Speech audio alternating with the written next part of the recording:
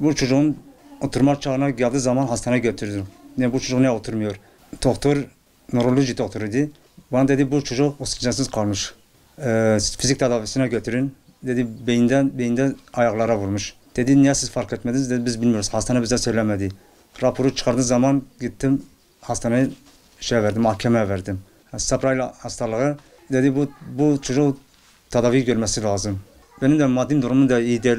4 senedir bu çocuğa bir yere gidemiyorum, çalışamıyorum. Hep bu çocuğa bağlamışım. Annesi de aynı öyle, psikolojisi de bozmuş.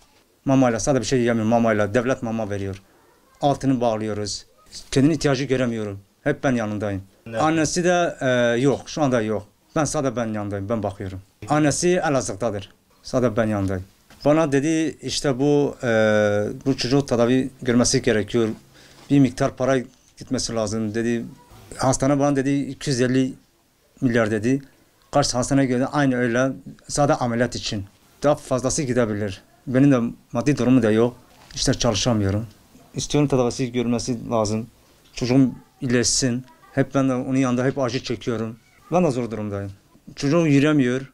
Çocukları geliyor, istiyor, evde durmuyor. Pencere çıkıyor, çocuklar geliyor. Benim de içim yanıyor, parçalıyor. Diyor keşke çocuğum bende bir şey isteseydi. Ne bileyim, baba deseydi bana bunu al, bunu al. Çocukları geri pencere çıkıyor, içim parçalıyor. Diyorum keşke o tekrar sandalye bindiriyor, gidiyor çocuklar içinde dolaştırıyor. Yine getiriyor, yine diyor durmuyor, kendini izah yapamıyor. Hayırseverler bana yardımcı olsa iyi olur.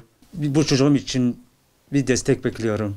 Gerçekten zor durumdayım. Çalışamıyorum, bir yere gidemiyorum. Hep bu çocuğa bağlamışım. Annesi de yanında değil. İhtiyaçları da karşılanamıyorum. Zor durumdayım. 4 yıldır bu çocuğa bağlamışım. İşe gidemiyorum. Gitsen yine geliyorum. Hep hastalanıyor. Bir dakika yanında ayrılamıyorum. Altını çıkarıyorum. Bez bağlıyorum. Mamasını veriyorum. İlaçları ben karşılaşıyorum. Sağdan solda borç alarak ilaç alıyorum. Sağda solda borç alarak götürüyorum hastaneye tedavisi için. Gerçekten zor durumdayım. Çocuğum ne konuşuyor, ne yürüyebiliyor. Beyinde sorun var. Kendini zaten kaslıyor böyle. Felç gibi geçiriyor. Bir hayırsever bana yardımcı olsa iyi olur. Onlar da bu sevabı kazanır. Çocuğumun yürümesi için neden olabilir? Bir el uzatırsalar iyi olur.